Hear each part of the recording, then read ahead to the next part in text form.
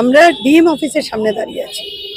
শুনতে খারাপ লাগলেও আক্ষরিক অর্থে যেটা ডিএম অফিস, মানে আমরা বলি আমাদের চাকর, মানে জনগণের চাকর, সেটা আমরা আক্ষরিক অর্থে বলি না। খারাপ লাগলে ওদের শুনতে পাবলিক সার্ভেন্ট এর মতো একটা চেয়ারে বসে আছে, আর পাবলিকরা সুইসাইড করছে, তার দায় কে নেবে?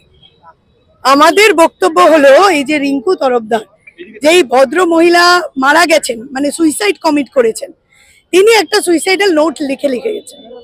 আপনি আমাকে বলুন তো, আজকে যদি এই যে আমি এখানের মধ্যে প্রতিবাদ করছি, আন্দোলন করছি, আজকে মমতা ব্যানার্জি আত্মহত্যা করে নিল, ধরুন উনি সুইসাইড নোটে লিখে দিয়ে গেল পূজা রায় চৌধুরী এইরকম ভাবে আন্দোলন করছে বলে, আমার নামে উল্টো পাল্টা বলছে বলে আমি আত্মহত্যা করলাম, প্রশাসন আমায় ছেড়ে দেবে?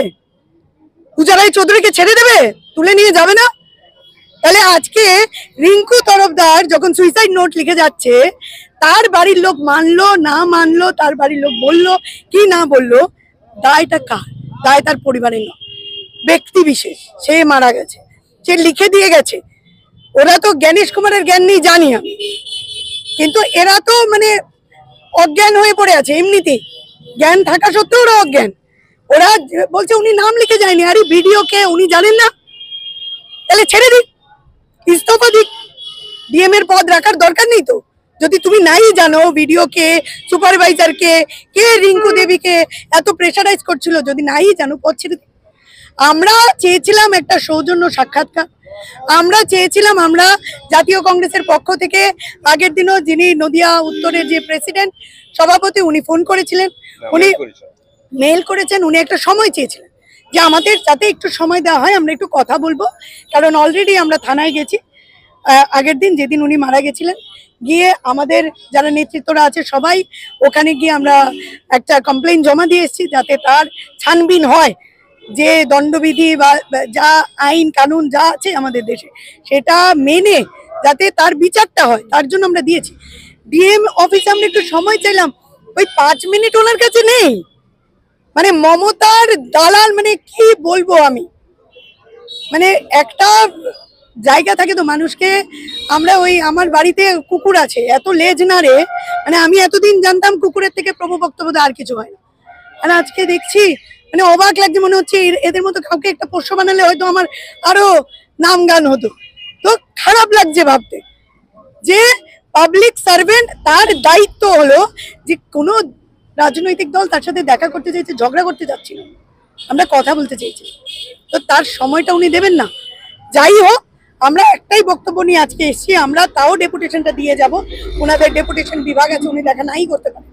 আমাদের এই আন্দোলন প্রদেশ কংগ্রেস সভাপতির নির্দেশে এবং সামগ্রিকভাবে, কারণ বিভিন্ন জায়গায় বিএলওরা, কারোর ব্রেন স্ট্রোক হচ্ছে, কেউ বলছে আমাকে গুলি করে দিন, তো এসআইআর এর জন্য যে চাপ নিরন্তর, উইদাউট ট্রেনিং প্রোগ্রাম, মানুষ জানি না কম্পিউটার কিভাবে চালাতে হবে, তাদের দিয়ে দিচ্ছে। একটা পার্শ্ব শিক্ষিকাকে মানে দুম করে বিএলও বানিয়ে বলছে যে ল্যাপটপে তুমি ফর্ম ফিল আপ করো। এইগুলো, এই চাপগুলো নেওয়া যায় না, তার জন্য এক সময়সীমা বানানো হোক। তাহলে যদি স্পেশাল ইন্টেন্সিভ রিভিশন করতে হয়, তার স্পেশালিটি থাকতে হবে, সেটা 1 মাসের মধ্যে স্পেশাল ইন্টেন্সিভ রিভিশন হয় না, তো তাকে স্পেশাল ভাবে লাগু করা হোক। এবং আমি বলবো, এই মোদি আর দিদির যে আতাত, এটা বোঝা যায়। নির্বাচন কমিশনের সাথে আমরা লড়তে পারবো না, খুব ভালো কথা, এ দালালি করছে কেন? দালাল তো, তাহলে এই দুই দালালের সম্পর্ক কি? ও ওপার থেকে আসবে ঘুষ খেয়ে, কাউন্সিলর ভাই আধার কার্ড ভোটার কার্ড দিয়ে দেবে, আর এখানের মধ্যে নাটকবাজি করবে। শুনুন, এই নাটকগুলো আমরা দেখেছি, কিন্তু আমার মা ভাই বোনেরা এদের প্রাণ যাচ্ছে, আমরা তাতে চিন্তিত। তো আমরা চাই সেটাতে কড়া কারবাই এবং এটাতে বিশেষভাবে নজর দেওয়া হোক। আমরা তার জন্য আজকে এখানে এসেছি, আমরা এই বিক্ষোভ চালিয়ে যাব যতদিন না জনস্বার্থে মামলা করবো ততদিন। আমাদের একটাই উদ্দেশ্য, বললাম তো, আমাদের এই যে সময়সীমা বাড়াতে হবে, ট্রেনিং তাহলে ভালো করে দিন, নইলে একজন বিএলও যদি সব বুথ ঘুরে না করতে পারে, আরেকজনকে নিযুক্ত করুন, যারা কম্পিউটার জানে তাদেরকে করুন। আপনারা এরকম একটা সাধারণ বাড়ির মহিলাকে করে তাকে মরতে বাধ্য করছেন, এটা ঠিক নয়। এবং আমাদের আরেকটা দাবি, যেই পরিবার মারা গেছে তাকে অ্যাটলিস্ট একটা, যে মারা যায় তার কোনো মূল্যায়ন হয় না, কিন্তু তাও তার একজন ছেলে আছে যে ডক্টরেট করছে, সবকিছু মিলে আমরা বলবো যে তাকে 10 লক্ষ টাকা ক্ষতিপূরণ দেওয়া হোক। আর সবচেয়ে ভালো হবে যদি ওই পরিবারকে তার ছেলেকে একটা চাকরি দেওয়া হয়, মার চাকরিটা, কারণ সরকারি চাপে সে আত্মহত্যা করেছে। তার বড় ওকে মারেনি, তার ছেলে মেয়ের সাথে ঝগড়া করেও মরেনি, মরেছে এটার জন্য। তার দায় নিতে হবে প্রশাসনকে।